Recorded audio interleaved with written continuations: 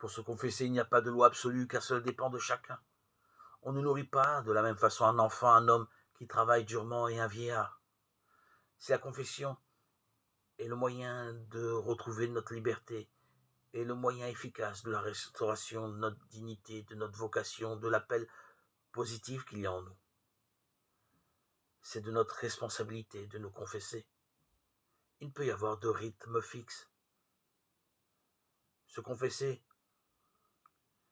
pourrait être la chose la plus importante, qui serait la révision fondamentale de notre existence pour arriver à une conversion totale. Il nous faut regarder toutes les grandes orientations qui ont été dans notre vie, placées sous nos yeux.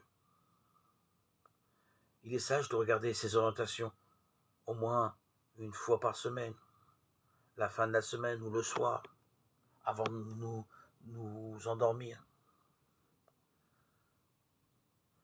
Car si on ne le fait pas régulièrement, on a du mal à récapituler sa vie au bout de déjà 2, 3 semaines, 3 mois, 4 mois, si ce n'est une année.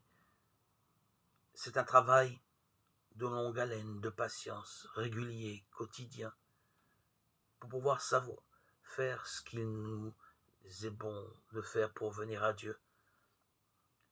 Se tourner, se retrouver devant nos penchants graves, ce qui oriente nos vies, nos regards, nos désirs. C'est pourquoi il est nécessaire pour retourner à Dieu, de se confesser. Et ainsi, une fois éclairés, nous pourrions changer d'orientation pour des ténèbres l'amener à la lumière.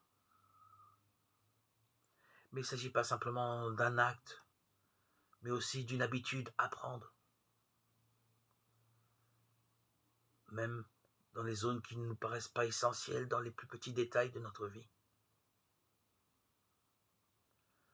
Redisons au Seigneur nos petits péchés au-delà du simple choix. Organisons les choses de telle sorte que notre conscience décide d'une orientation.